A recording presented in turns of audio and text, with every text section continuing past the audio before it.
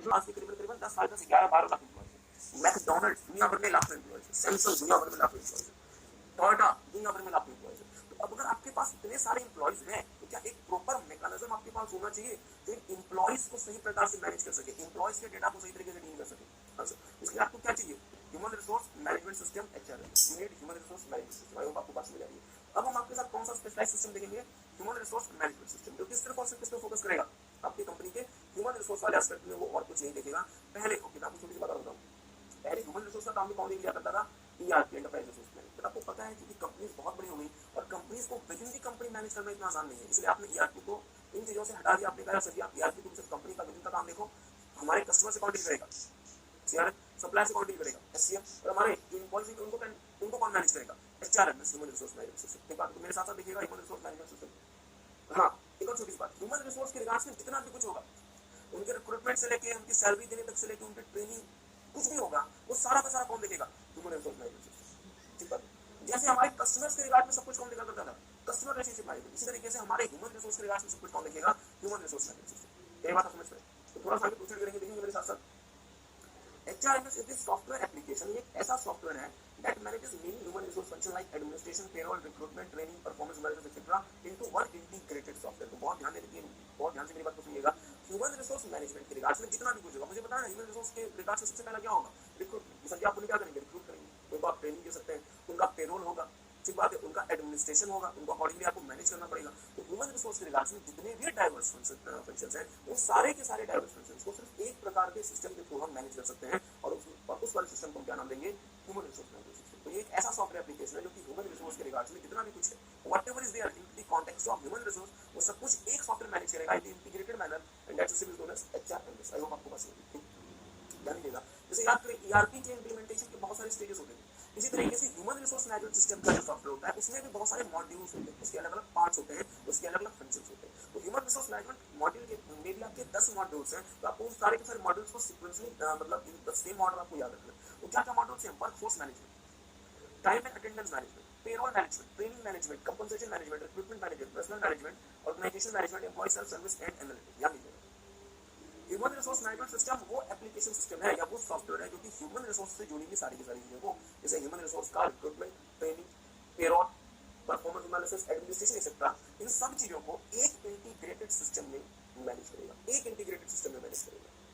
ठीक बात है, इन सबको वो एक इंटीग्रेटेड वे में एक इंटीग्रेटेड सिस्टम में मैनेज करेगा। और जैसे कि आपने देखा था ईआरपी के बहुत अलग अलग तरीके के मॉड्यूल्स थे, अलग अलग तरीके के मॉड्यूल्स थे, ईआरपी के अलग अलग इंप्लीमेंटेशन स्टेजेस थे।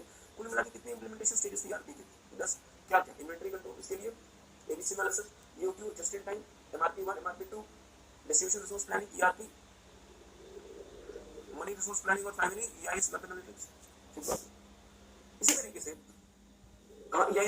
इसी तरीके से ह्यूमन रिसोर्स मैनेजमेंट सिस्टम के भी 10 मॉड्यूल्स हैं। तो ध्यान दीजिएगा, कभी-कभी एग्जाम में 3-4 मॉड्यूल पूछ लिए जाते हैं कि एचआरएमएस के 3 या 4 मॉड्यूल एक्सप्लेन करें, तो आपको उस 10 के 10 मॉड्यूल आपको पता होने चाहिए क्योंकि अब एमसीक्यू भी आ गया है। तो पहला मॉड्यूल कहलाता है वर्कफोर्स मैनेजमेंट, जो कि एक बेसिक मॉड्यूल है जहां पे आप लेबर रूल्स, कॉस्ट, एक्सपेंसेस और जो भी लेबर के रिगार्ड्स में कंप्लायंसेस हैं उसको मैनेज करने का काम देखते हैं। दूसरा टाइम एंड अटेंडेंस मैनेजमेंट, आपका जो वर्कर है वो कितने दिन आया, कितने घंटे ओवर टाइम किया, किस दिन उसने छुट्टी की एक्सेट्रा, मतलब जो प्रॉपर डेटा रिकॉर्ड होता है टाइम और अटेंडेंस का, वो मैनेज करता है। तीसरा पेरोल मैनेजमेंट, मतलब पेरोल मैनेजमेंट का मतलब है कि कितने पैसे सैलरी के फॉर्म में कितने पैसे देने हैं। तो अगर आपको सैलरी के फॉर्म में कितने पैसे देने हैं उसके लिए आपको क्या पता होना चाहिए? एक तो इसकी परमानेंट डेटा जो क्या देगा आपको जनरली वर्कफोर्स मैनेजमेंट, और दूसरा टाइम एंड अटेंडेंस मैनेजमेंट जो कि आपको डे टू डे डेटा लाके देगा।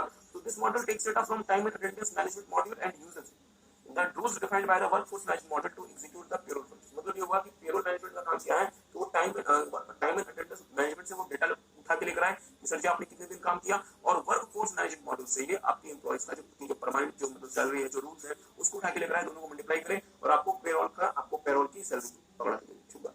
आगे देखिएगा ट्रेनिंग मैनेजमेंट, क्या आपको अपने एम्प्लॉइज को ट्रेनिंग देनी पड़ती है? हाँ सर। अब जैसे फॉर एग्जांपल आप मुझे बताएंगे भारतीय रेलवे के लैक्स ऑफ एम्प्लॉइज, भारतीय रेलवे को अपने एम्प्लॉइज को ट्रेनिंग देनी है ताकि वो नए प्रकार के रेलवे इंजन को ऑपरेट कर पाए, एग्री करते हैं। इसी तरीके से इन्फोसिस अपने एम्प्लॉइज को कॉन्ट्रैक्ट बेसिस पे ट्रेनिंग देती है। तो एम्प्लॉइज की ट्रेनिंग के रिगार्ड्स में जितना भी टास्क होगा वो आपका ट्रेनिंग मॉड्यूल देखेगा, ट्रेनिंग मैनेजमेंट मॉड्यूल देखेगा। This module manages all training related activities of employees. Employees की ट्रेनिंग के रिगार्ड्स में जितना कुछ होगा वो कौन देखेगा?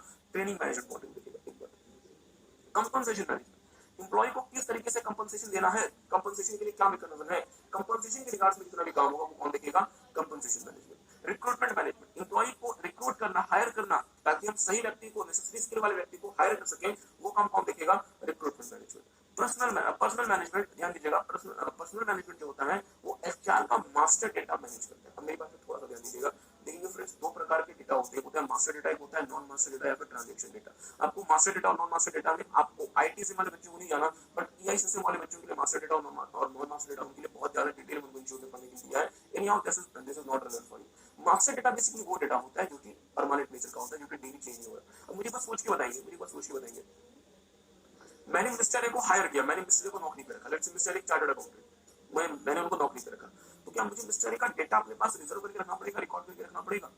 क्या मिस्टर ए का मैं नाम अपने पास रखूं, क्वालिफिकेशन रिकॉर्ड में रखूं, एड्रेस रिकॉर्ड में रखूं, फोन नंबर रिकॉर्ड में रखूं, ईमेल रिकॉर्ड में रखूं? मुझे पता है मिस्टर ए का जो नाम होगा वो मिस्टर ए का परमानेंट डेटा होगा, हर महीने वो अपना नाम बदल लेते हैं, वो परमानेंट डेटा है। तो मिस्टर ए का जो नेम है, जो क्वालिफिकेशन है, जो एड्रेस है, एड्रेस भी रोज आपकी चेंज नहीं हो रही, फोन नंबर भी आपका रोज चेंज नहीं हो रहा, ईमेल आईडी भी रोज चेंज नहीं हो रही, ये जो चीजें हैं वो मिस्टर ए का क्या बन गया? परमानेंट डेटा बन गया। ये क्या बन गया? परमानेंट डेटा बन गया। आई होप आपको बात समझ। तो जो हमारा पर्सनल मैनेजमेंट मॉड्यूल होता है वो हमारे ह्यूमन रिसोर्स का जो मास्टर डेटा होता है, जो परमानेंट डेटा होता है, उसे स्टोर करता है। तो एक काम करिए, इसके आगे लिख लें, परमानेंट डेटा।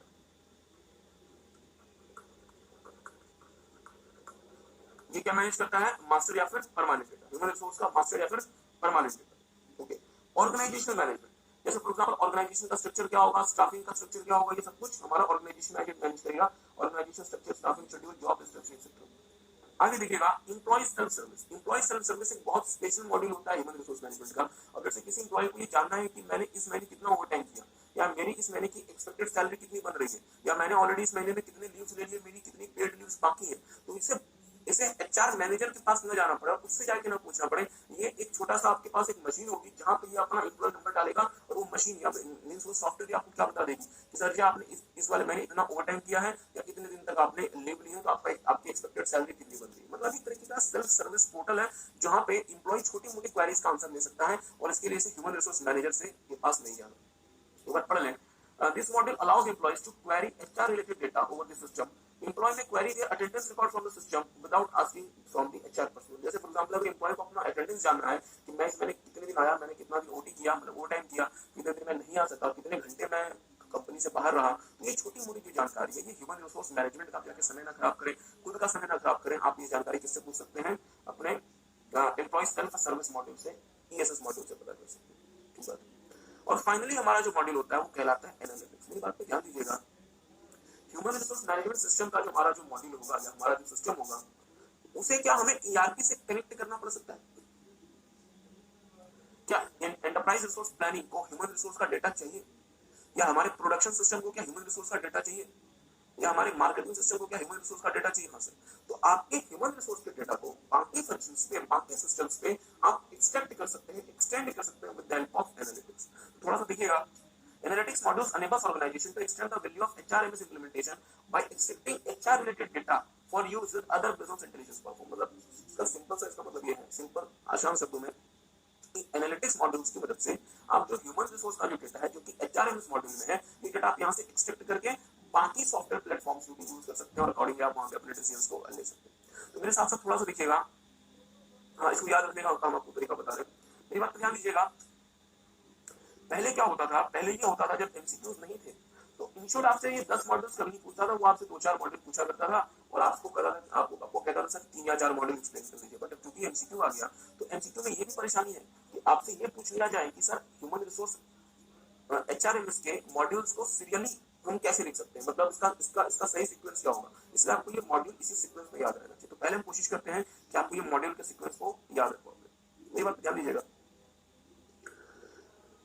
आपको पता है आज के समय किसी भी कंपनी के लिए सबसे बड़ा जो एसेट है वो उसका ह्यूमन रिसोर्स। तो ये कैसी बातें करते हो? आपको छोटा सा एग्जांपल देते हैं। मुझे एक बात बताएंगे, गूगल कंपनी आपको पता है बहुत बड़ी कंपनी है। इससे गूगल के टॉप 100 एम्प्लॉइज ने गूगल छोड़ दी। गूगल के टॉप 100 एक्सपर्ट्स ने, या जो एम्प्लॉइज उन्होंने गूगल छोड़ दी और एक नई कंपनी बना। मुझे पता है गूगल में क्या बचेगा?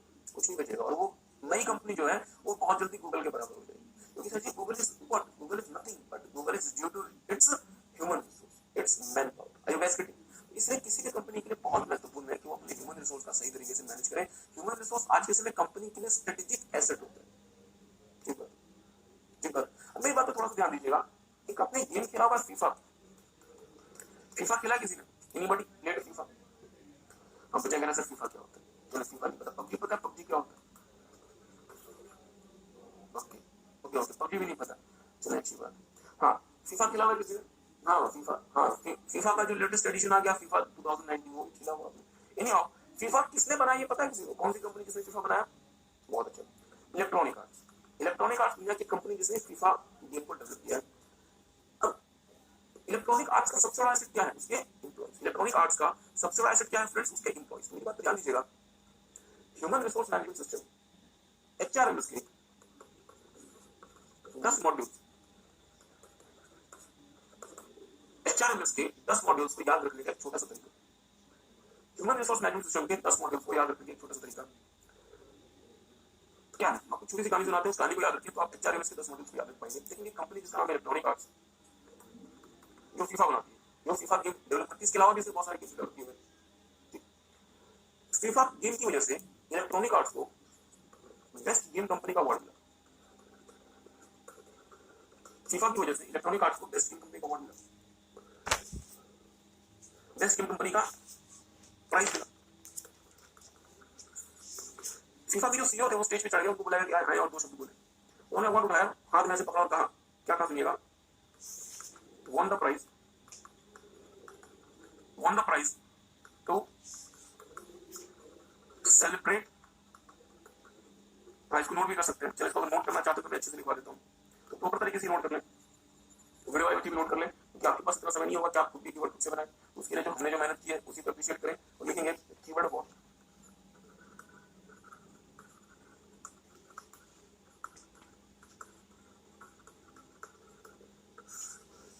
HRMS model, keyword for HRMS model, इसको लिख लें। इलेक्ट्रॉनिक आर्ट्स के सीईओ ने स्टेज पे चढ़ के क्या बोला? won the prize to celebrate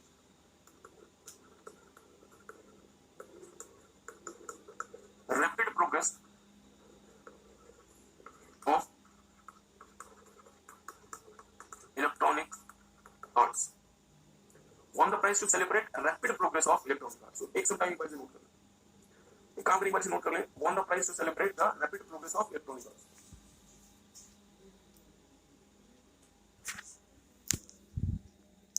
Here, another mnemonic technique to memorize key model of HRM,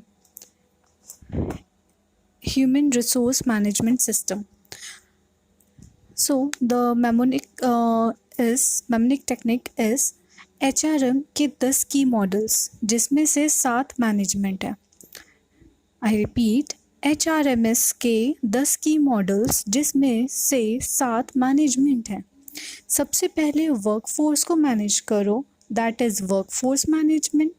time and attendance को मैनेज करो, that is time and attendance management. फिर पेरोल को मैनेज करो, that is payroll management. Training and compensation manage करो, तो ये हो जाएगा training management and compensation management. Okay, तो यहाँ तक अभी तक हमने 6 की मॉड्यूल्स देख लिए हैं।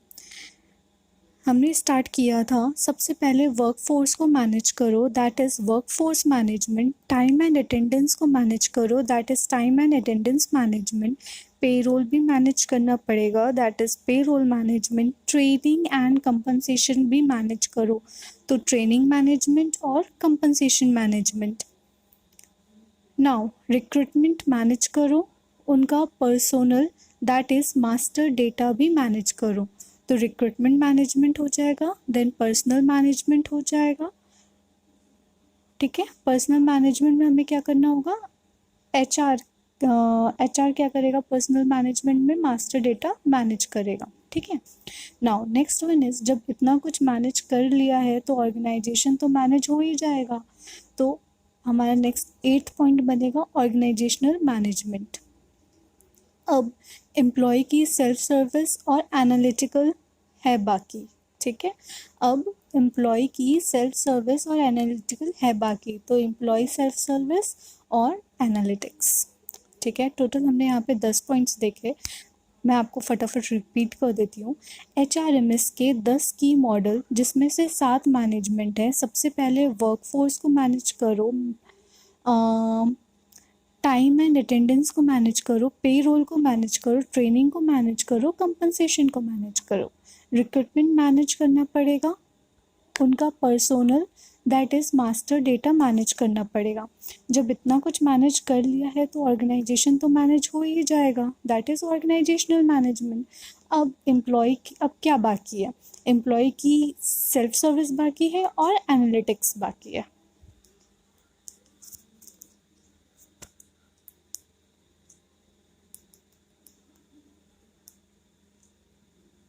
Very very very important area which is known as core banking system. इसमें जाने से पहले मेरी बात पे थोड़ा सा ध्यान दीजिएगा। Core banking,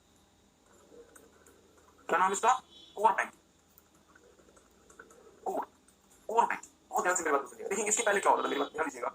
let's see bank, bank का मतलब ये क्या है? बैंक का ब्रांच है। ये क्या है? बैंक का ब्रांच है। मैं यहाँ पे गया और लेट्स से मैंने यहाँ पे अपना अकाउंट ओपन करवाया। इस फोटो को नहीं बना, मैंने अपना अकाउंट ओपन करवाया और मैंने इनको अपने डिटेल्स दिए होंगे।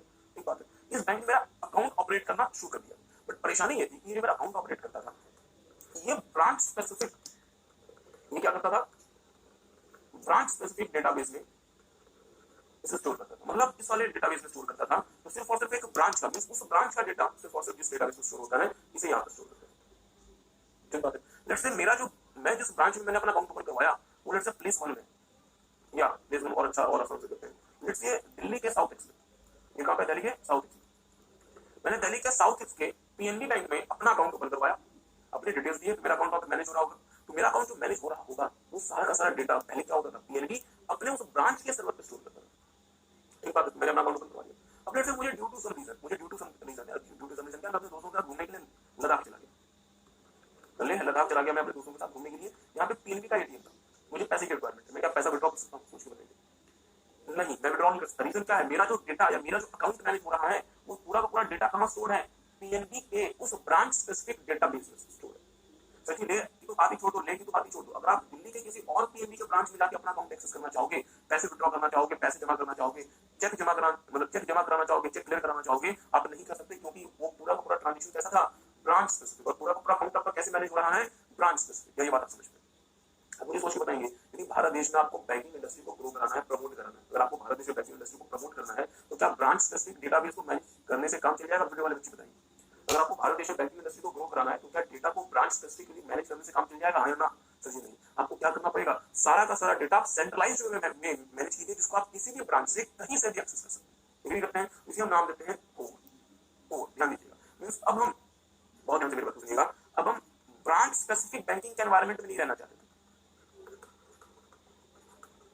अब हम ब्रांच स्पेसिफिक बैंकिंग के एनवायरनमेंट में नहीं रहना चाहते थे और हम इस एनवायरनमेंट से ऐसे एनवायरनमेंट में जाना चाहते थे जहां पे सारा का सारा data centralised, online, real time. मतलब अब हम ब्रांच स्पेसिफिक बैंकिंग एनवायरनमेंट से दूर होकर centralised, online, real time environment में बैंकिंग करना चाहते थे। मतलब अब हम ब्रांच स्पेसिफिक बैंकिंग एनवायरनमेंट में नहीं रहना चाहते थे, अब हम कहां जाना चाहते थे? एक ऐसे एनवायरनमेंट में जो सेंट्रलाइज्ड हो, ऑनलाइन हो, रियल टाइम हो। अब हम इस एनवायरनमेंट में बैंकिंग करना चाहते हैं। क्या मेरी बात समझ में आ रही है? पहले बैंकिंग कैसे होती थी? Branch specific. अब हम ब्रांच स्पेसिफिक से काम करना चाहते हैं एक ऐसे एनवायरनमेंट में जो कि सेंट्रलाइज्ड है, ऑनलाइन है, रियल टाइम है, और मतलब रियल टाइम है। तो यही क्या बना, ध्यान दीजिएगा, कोर। कोर में सी का मतलब क्या होगा? सेंट्रलाइज्ड। ओ का मतलब ऑनलाइन, आर का मतलब रियल टाइम और ई का मतलब एनवायरनमेंट। तो कोर बैंकिंग क्या हुई? Banking in such environment which is centralised, which is online, which is real time. तो कोर बैंकिंग मेरी एक ऐसे एनवायरनमेंट की बैंकिंग प्रेफर कर रही है जहां पे सारा का सारा डेटा मेरा सेंट्रलाइज्ड है, ऑनलाइन है, रियल टाइम। आई होप आपको बात समझ आ रही है। ठीक बात है। तो एक टाइम एक बार मेरे साथ देखेंगे कोर बैंकिंग। अब कोर बैंकिंग में आपको कुछ नोट नहीं करना, सब कुछ ऑलरेडी दे रहे हैं। Core stands for centralised, online, real time environment. Core का मतलब क्या होगा? एक ऐसा एनवायरनमेंट जो कि सेंट्रलाइज्ड है, ऑनलाइन है और रियल टाइम है। Here the main idea is that customer can access their bank account and perform banking from any member branch and is not required to visit the branch he has an account. मतलब ये हुआ कि core का जो सबसे basic objective हमारा ये था कि सर जी हम अगर हम ब्रांच स्पेसिफिक प्लीज ध्यान देंगे, बच्चे आपसे बात करें, नहीं सब बात नहीं करें, उनको कुछ ना समझा जो समझाना हमको समझे। ओके, आप डाउट पूछ रहे थे, मुझे बताइए यहाँ पे मैं नहीं खड़ा डाउट बताने के लिए, क्योंकि उस बच्चे का जो डाउट है फिर आपस में डाउट को रिजॉल्व करें, मुझसे डाउट पूछे। एक बात ध्यान दीजिएगा, अगर मैं ब्रांच स्पेसिफिक डेटा मैनेज करता हूँ, मतलब अगर मैं पीएनबी का, मैंने पीएनबी के साउथ एक्स ब्रांच में अपना अकाउंट ओपन कराया, अपना मैंने क्या अकाउंट ओपन करा? मैंने सेविंग्स ऐप में अपना करंट अकाउंट ओपन करवाया पीएनबी के साउथ एक्स ब्रांच। ठीक है। और पीएनबी का साउथ एक्स ब्रांच क्या करता है, मेरा सारा का सारा डेटा अपने ब्रांच वाले सर्वर में स्टोर कर देता है।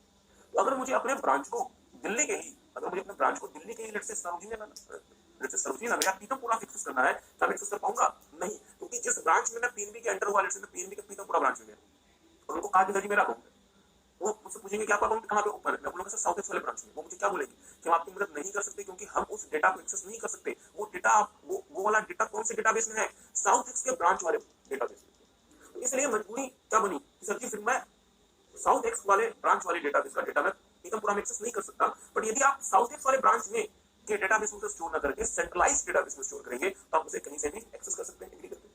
इसलिए आपने क्या लिखा, कोर का मतलब क्या हुआ, banking in environment which is centralised online aggregator. I hope आपको बात समझ आ रही है। और कोर से क्या होगा, कोर से ये होगा कि अब आप किसी भी मेंबर ब्रांच में जाके बैंकिंग कर सकते हैं। मींस मैं भले मैंने अपना अकाउंट ओपन करवाया है साउथ एक्स में, मैं पीतमपुरा के पीएनबी से भी बैंकिंग कर सकता हूं, मैं सरोजिनी नगर के पीएनबी से भी बैंकिंग कर सकता हूं, मैं लाजपत नगर के पीएनबी से भी बैंकिंग कर सकता हूं, मैं लक्ष्मी नगर के पीएनबी से भी बैंकिंग कर सकता हूं। छोड़ दे, मैं अगर कहां पहुंच गया, लद्दाख पहुंच गया, तो वहां पे जो पीएनबी है मैं उससे भी बैंकिंग कर सकता हूं। रीजन क्या है, जब मैंने साउथ एक्स वाले ब्रांच में अपना अकाउंट ओपन करवाया था तो वो सारा का सारा डेटा साउथ एक्स के ब्रांच में नहीं था सर, वो कहां से हुआ होगा, सेंट्रलाइज्ड डेटा सर्विस से हुआ होगा, जिसको आप कहीं से भी एक्सेस कर सकते हैं। आई होप आपको बात समझ आएगी। इसी चीज को देखिएगा थोड़ा सा, customer can access their bank account and perform banking from any member branch and he is not required to visit the branch, he is an account। मतलब आप किसी भी member branch से बैंकिंग कर सकते हो और आप उस ब्रांच में नहीं जाना जहाँ पे आपका अकाउंट होगा।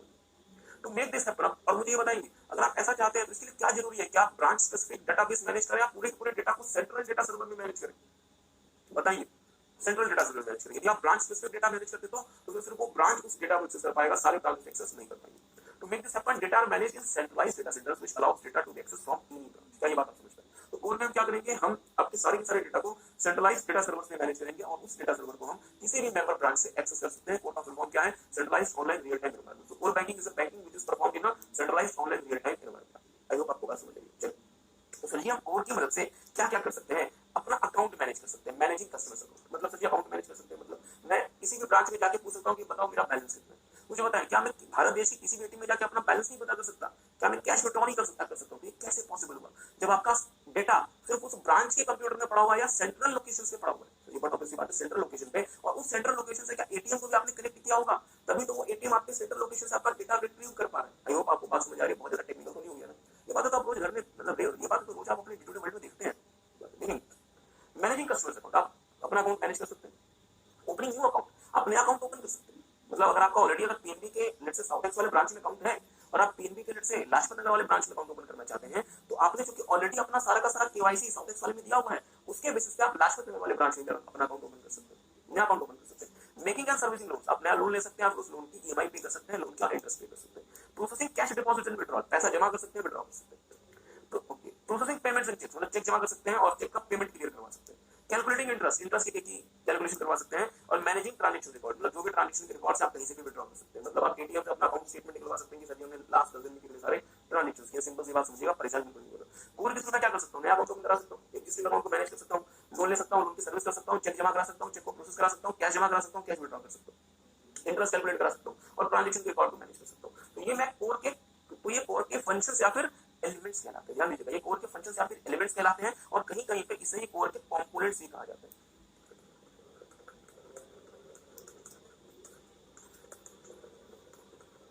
कहीं कहीं किसी कोर के कंपोनेंट्स भी कहा जाता है। इस components elements, okay element already लिखा हुआ है। चलो तो मेरी बात पर ध्यान दें, एक काम करें, एक बार से पढ़ लें कोर के फीचर्स को या फिर कंपोनेंट्स या फिर एलिमेंट्स जो भी जल्दी से।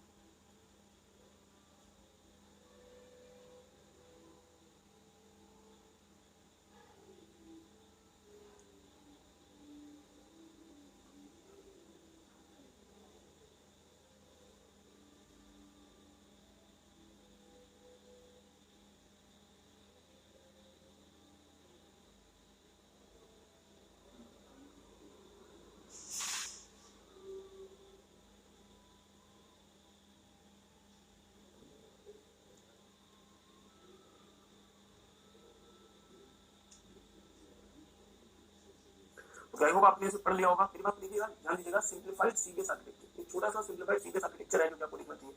देखिए आपका ये बैंक ब्रांच का सारा डेटा कहां जा रहा है, सेंट्रलाइज्ड डेटा सेंटर में। एटीएम का सारा डेटा कहां जा रहा है, सेंट्रलाइज्ड डेटा सेंटर में। अगर आप मोबाइल या इंटरनेट बैंकिंग यूज कर रहे हैं तो उसका भी डेटा कहां जा रहा है, सेंट्रलाइज्ड डेटा सेंटर में। मतलब सारा डेटा कहां जा रहा है, सेंट्रलाइज्ड डेटा सेंटर में। और इसका एडवांटेज क्या है कि कोई भी ब्रांच से एक्सेस कर सकता है, कोई भी एटीएम से एक्सेस कर सकता है, और आप मोबाइल बैंकिंग एक्सेट्रा भी यूज कर सकते हैं, क्योंकि मोबाइल या इंटरनेट बैंकिंग के लिए बहुत जरूरी है कि सारा का सारा डेटा सेंट्रलाइज्ड डेटा सेंटर में रहे, जिसके थ्रू आपका इंटरनेट जो है आपको क्या कर सके, उसके थ्रू आपको कनेक्ट करके आपके ट्रांजेक्शन को प्रोसेस करके दे सके, आपकी बैंकिंग करा सके। ठीक बात। आगे देखिएगा, banks provides these services to branches, ATMs and internet banking etc. तो कोर के जो कोर बैंकिंग में बैंक आपको ब्रांचेस के थ्रू, एटीएम के थ्रू और इंटरनेट बैंकिंग के थ्रू आपको कोर की सर्विसेज दे पाते हैं। मतलब आपको ब्रांचेस, एटीएम्स और इंटरनेट बैंकिंग के थ्रू आपको सर्विसेज क्यों मिल पा रही है, क्योंकि क्या है, कोर है। अगर कोर नहीं होता, ब्रांच स्पेसिफिक सब कुछ मैनेज होता, तो कभी भी इंटरनेट बैंकिंग आप यूज नहीं कर सकते थे। इंटरनेट बैंकिंग की बहुत जरूरत था, फिर आप उस ब्रांच को से आप लिंक होते, अदरवाइज आप किससे लिंक होते हैं, आप सेंट्रलाइज्ड डेटा सेंटर से लिंक होते। आप एटीएम सिर्फ और सिर्फ उस ब्रांच के बाहर जो एटीएम लगी थी उसको मैनेज कर सकते थे, उसको एक्सेस कर सकते थे। और तीसरा, आप सिर्फ उसी ब्रांच से बैंकिंग कर सकते थे जिस ब्रांच में आपने अपना अकाउंट ओपन करवाया है। ठीक बात है। Some of the major core banking products are Infosys Finacle, Oracle का FlexCube and Finable। तो अगर एग्जाम में आपसे कोई क्वेश्चन पूछ लिया जाता है कि सर जी कोर बैंकिंग के कुछ एग्जांपल दो, तो हमारे देश में जो सबसे पॉपुलर कोर बैंकिंग सॉफ्टवेयर वो है Infosys Finacle। इसने यूज किया Finacle, तो किया हुआ यूज स्टेट ऑडिट में, ये बहुत अच्छी बात है। तो Finacle आपको आता है, Finacle कैसे यूज करना चाहिए, बहुत बहुत बहुत अच्छी बात है। उन्होंने Finacle यूज किया हुआ है, that's great. I hope video वाले बच्चों ने में से भी किसी ने Finacle यूज किया होगा। अगर आप स्टेट ऑडिट में जाते हैं, अगर आप अपने सीए सर के साथ अगर आप स्टेट ऑडिट में गए होंगे, तो मोस्ट प्रोबेबली आपने Finacle यूज किया होगा, क्योंकि भारत देश में Finacle यूज होता है। दूसरा, Oracle का FlexCube, ध्यान दीजिएगा, इन्फोसिस का जो Finacle है वो भारत में यूज होता है और अफ्रीका में यूज होता है, बट अमेरिका में और यूरोप में, और इवन यूरोप में भी Finacle यूज होता है, बट यूरोप में Finacle के अलावा और अमेरिका में तो खास तौर पे Oracle का FlexCube यूज होता है या फिर Finable यूज होता है। ध्यान दीजिए, तो आपको थोड़ा सा ध्यान रखना है। मुझे बताएंगे SAP R3 किसका एग्जांपल था, SAP R3 ERP का, बहुत अच्छा।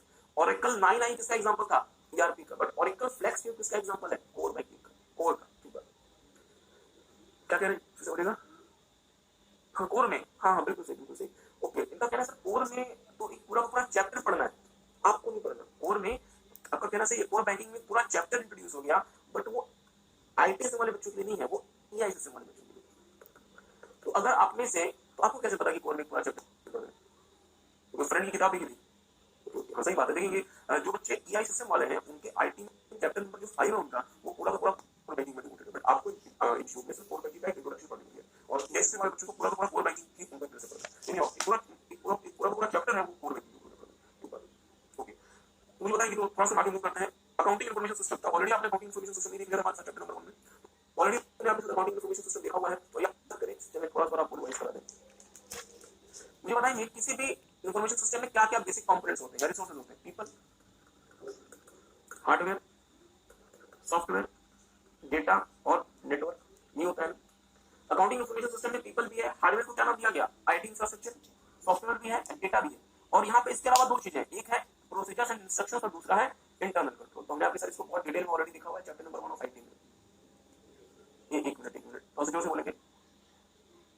ओके, चैप्टर नंबर 1 की क्लासेस आपकी मिस हो गई हैं, चैप्टर नंबर 1 की क्लासेस मिस हो गई हैं, तो आप एक काम कीजिएगा, आप रिसेप्शन से ना प्रैक्टिस करें, आप सारे बच्चे कोशिश करें, और वीडियो वाले बच्चे भी कोशिश करें। अकाउंटिंग इन्फॉर्मेशन सिस्टम देखा हुआ है चैप्टर नंबर 1 में। Now we are moving towards very important area which is known as artificial intelligence. बहुत महत्वपूर्ण टॉपिक की तरफ हम आपके साथ मूव कर रहे हैं, जो क्या कहलाता है, आर्टिफिशियल इंटेलिजेंस। मेरी बात ध्यान दीजिएगा, मेरी बात ध्यान दीजिएगा। इंटेलिजेंस का मतलब क्या होता है, दिमाग। इंटेलिजेंस का मतलब क्या होता है, दिमाग। आई होप आप हिंदी से कंफर्टेबल। मतलब क्या होता है दिमाग का, सोचने, समझने की कैपेसिटी, सोचने समझने की कैपेसिटी। दिमाग का मतलब क्या होता है, व्हाट द माइंड और what the brain does for us, it gives us the capability to think, to analyse. Agree करते हैं? अब मेरी बात ध्यान दीजिएगा, दो लोगों के बीच में कंपैरिजन देखिए,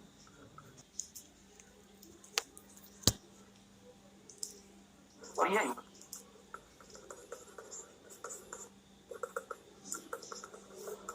देखिए कंप्यूटर एक है ह्यूमन। कंप्यूटर हर मामले में, चाहे वो स्पीड हो, चाहे एक्यूरेसी हो, चाहे कंसिस्टेंसी हो, चाहे बिना थके काम करने की क्षमता हो, हर मामले में ह्यूमन से आगे है। तो कैसे किसी बात है, दैट्स रियलिटी। बट एक ऐसा मामला है जिसमें ह्यूमन बहुत आगे है, कंप्यूटर का स्टैंडिंग करता है, वो क्या है, सोचने समझने की क्षमता। ह्यूमन के पास सोचने समझने की क्षमता है, भले आपको ऐसा ना लगता हो खुद को देख के, लगता है तो ह्यूमन के पास क्या है, सोचने समझने की क्षमता। मतलब ह्यूमन के पास क्या है, इंटेलिजेंस। और कंप्यूटर के पास फ्रेंड्स वो इंटेलिजेंस नहीं है। कंप्यूटर जो भी कुछ करता है उसके लिए कंप्यूटर को प्रोग्राम यूज करने पड़ते हैं, सॉफ्टवेयर यूज करने पड़ते हैं। तो सर अगर कंप्यूटर मेरा कोई भी डेटा प्रोसेस कर पाता है तो क्यों कर पाता है, खुद से नहीं कर पाता, उसको सॉफ्टवेयर्स ने एनेबल किया हुआ है कि आप इसको प्रोसेस करिए। अब मेरी बात ध्यान दीजिएगा, यदि मैं कंप्यूटर के सॉफ्टवेयर में कोई एरर छोड़ देता हूं, तो कंप्यूटर में वो क्षमता नहीं है कि वो खुद से उस एरर को डील कर ले, खुद से एरर को रेक्टिफाई कर ले, क्योंकि कंप्यूटर के लिए बहुत इंपॉर्टेंट टर्म यूज होती है जो कहलाती है ego. That is a very famous term in computer world, which is known as ego. Ego stands for garbage in, garbage out. इसका मतलब ये हुआ कि अगर आप कंप्यूटर में इनपुट गलत इनपुट देंगे तो सबकी रिजल्ट भी आउटपुट भी गलत आएगा, क्योंकि कंप्यूटर में क्या नहीं है, खुद से सोचने समझने की क्षमता नहीं है। But on the other hand, अगर आप एक इंसान को कोई गलत इनपुट भी देंगे तो अकॉर्डिंगली उसे रेक्टिफाई कर सकता है। जैसे फॉर एग्जांपल, जब आप एग्जाम में जाते हैं तो आपने शायद अकाउंट में आप एक चैप्टर है इनकम्प्लीट फाइनेंशियल स्टेटमेंट जैसा पूछा गया नहीं नहीं अगर आपने इनकम्प्लीट फाइनेंशियल स्टेटमेंट्स अगर आपको दे दिए गए तो अकॉर्डिंगली आप बीइंग अ चार्टर्ड अकाउंटेंट आप क्या कर सकते हैं, उस इनकम्प्लीट फाइनेंशियल स्टेटमेंट्स के बेसिस पे भी कंपनी के फाइनेंशियल रिकॉर्ड्स बना सकते हैं, क्योंकि आपको कैलकुलेशन आती है, आपको अकाउंटिंग स्टैंडर्ड्स पता है, आपके पास दिमाग है। बट कंप्यूटर ऐसा नहीं कर सकता। कंप्यूटर को यदि आप इनकम्प्लीट रिकॉर्ड्स देंगे तो वो इनकम्प्लीट रिजल्ट आपको देगा, because it works on echo, garbage in garbage. ठीक बात है, क्योंकि सर कंप्यूटर के पास ज्ञान नहीं है, इंटेलिजेंस नहीं, कंप्यूटर डोंट हैव इंटेलिजेंस। अब मेरी बात पे बहुत ज्यादा ध्यान दीजिएगा, इंसानों को ये जो इंटेलिजेंस दी है ये किसने दी है? ईश्वर ने। इसे क्या नाम देंगे? नेचुरल। इसे क्या नाम देंगे? नेचुरल। पर कंप्यूटर को क्या ईश्वर आके इंटेलिजेंस देके चला जाए? नहीं। तो वैज्ञानिकों ने कहा, साइंटिस्ट ने कहा कि सर चलो कोई बात नहीं, कंप्यूटर को ईश्वर ने इंटेलिजेंस नहीं दिया, हम कंप्यूटर को इंटेलिजेंट बनाएंगे, हम कंप्यूटर को दिमाग देंगे। अगर साइंटिस्ट यदि लैब में बैठ के कंप्यूटर के लिए इंटेलिजेंस क्रिएट करेंगे तो ऐसे इंटेलिजेंस को आप क्या नाम देंगे? नेचुरल इंटेलिजेंस या आर्टिफिशियल इंटेलिजेंस? इसे क्या नाम देंगे? आर्टिफिशियल। इसे क्या नाम देंगे? आर्टिफिशियल इंटेलिजेंस है, जिसको बहुत फेमसली शॉर्ट में कहा जाता है एआई। तो क्या कहा जाता है? AI, artificial intelligence. क्या मेरी बात समझ रहे हैं? रिकॉर्ड पार्ट टाइम ये बात ध्यान दीजिएगा। आपने शायद सुना होगा वेपन से कि आज के समय दुनिया में भविष्य में जो युद्ध होगा वो एआई पावर्ड वेपन से होगा, क्योंकि एआई पावर्ड वेपन का मतलब ऐसे वेपन, ऐसे हथियार जिसमें क्या होगी? Artificial intelligence. मतलब उसे ह्यूमन नहीं चाहिए ऑपरेट होने के लिए, वो खुद ही ऑपरेट हो जाएगा और वो खुद ही एनिमी पे अटैक कर देगा। तो सोचिए कितने खतरनाक हालात हो जाएंगे कि ऐसी ऐसी मिसाइल्स बन जाए जो खुद ही चलते हैं। But the world is moving towards that direction. जैसे आपने शायद सुना होगा, अगर न्यूज़ पढ़ते तो हमारे देश की सरकार ने, भारतीय सरकार ने इजराइल की गवर्नमेंट के साथ, इजराइल की सरकार के साथ, इंडियन गवर्नमेंट ने इजराइल की गवर्नमेंट के साथ एक एग्रीमेंट किया है जहां इजराइल भारतीय सेना के लिए एआई पावर्ड वेपन्स बनाएगा। मतलब इंडियन आर्मी जो है वो फ्यूचर में एआई पावर्ड वेपन्स यूज करेगी। तो ऐसे वेपन्स यूज करेगी जिसमें आपने एआई डाला हुआ है, इंटेलिजेंस, मतलब जो खुद से ऑपरेट करने की क्षमता रखता है। तो सर जी ये जो इंटेलिजेंस है ये नेचुरल इंटेलिजेंस है, मतलब ईश्वर ने दिया है? नहीं, ये कैसा इंटेलिजेंस है जो आपने लैब में बैठ के आपने कोडिंग के थ्रू जनरेट किया है, आर्टिफिशियल इंटेलिजेंस। आई होप आपको बात समझ आ रही है। तो एक काम करेंगे, मेरे साथ लिखना शुरू करेंगे आर्टिफिशियल इंटेलिजेंस। ठीक है,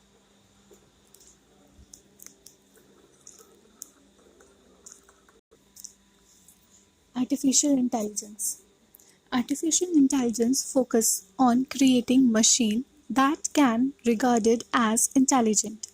It is a research field that studies how to comprehend the intelligent human behavior on computer.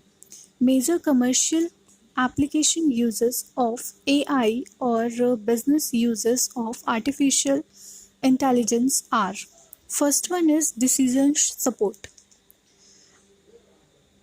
Artificial intelligence nowadays plays very crucial role in the decision support system by providing intelligent human computer interface, that is HCI, that can understand spoken words, natural language, gesture, etc., thereby assisting the entity in decision making task.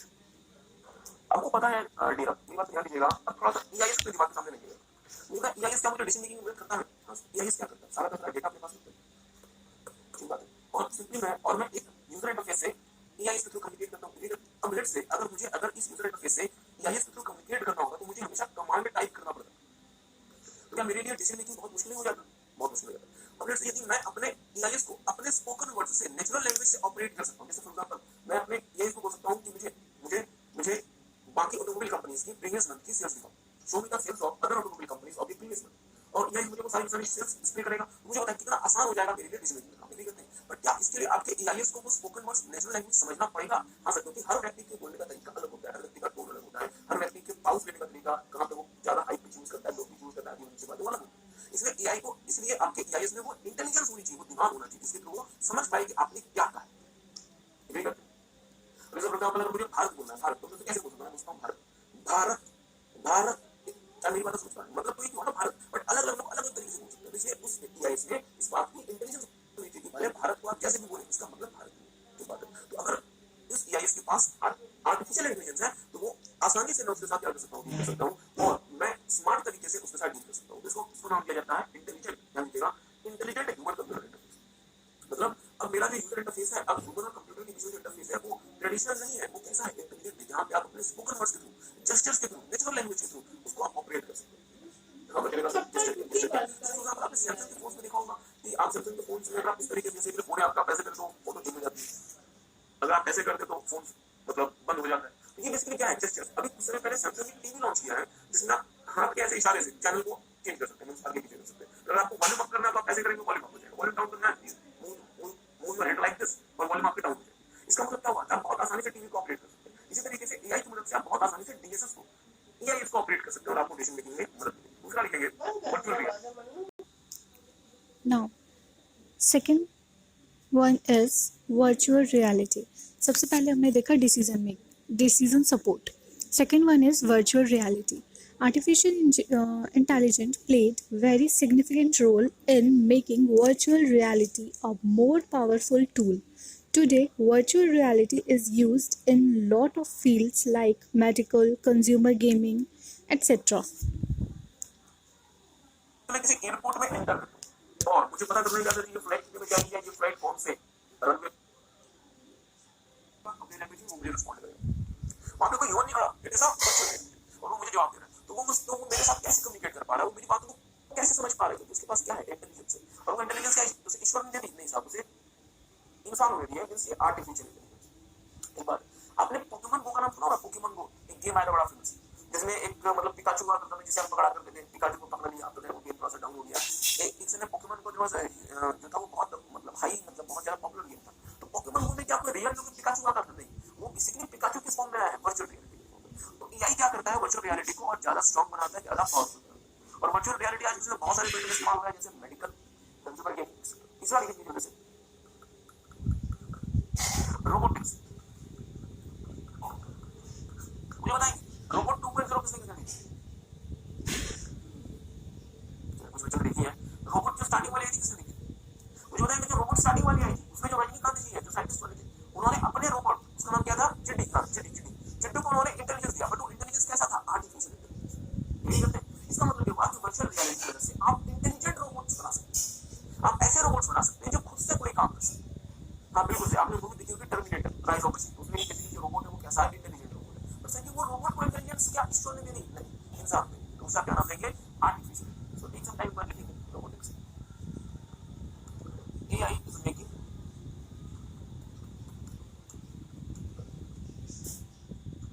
robots more intelligent,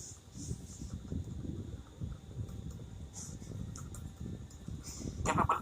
AI is making robots more intelligent, capable, and powerful. Full stop. Robots are playing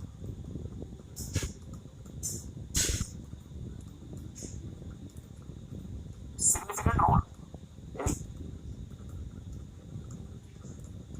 high-end manufacturing. Robots are playing significant role in high-end manufacturing, comma, space research,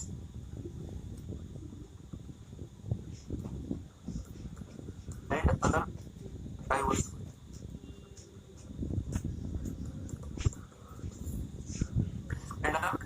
आपने शायद सुना होगा कि NASA ने अपना rover नाम का robot Mars पे भेजा था ताकि वो मार्स की जाके मतलब एनालिसिस कर सके, मार्स को स्टडी कर सके। तो वो रोबोट मार्स पे जाके मार्स को स्टडी कैसे कर पा रहा है? रोबोट के पास दिमाग है, कुछ ना कुछ सोचने समझने की क्षमता है। तो क्या इसरो ने वो क्षमता डाल दी? नहीं साहब, हमने प्रोग्राम करके वो क्षमता उसमें डाली। Means it is artificial. और आखिरी पॉइंट लिख लें, information retrieval. Information retrieval, information retrieval. AI are used in natural language technology. AI are used in natural language technology to retrieve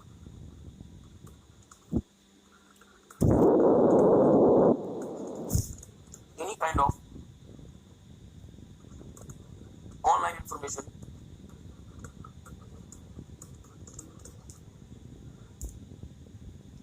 any kind of online information in response to the natural language questions. In response to the natural language questions. आगे एक line और लिख लें छोटा सा.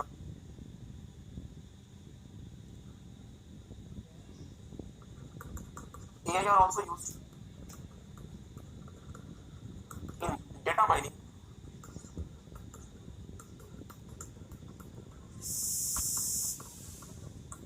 thereby making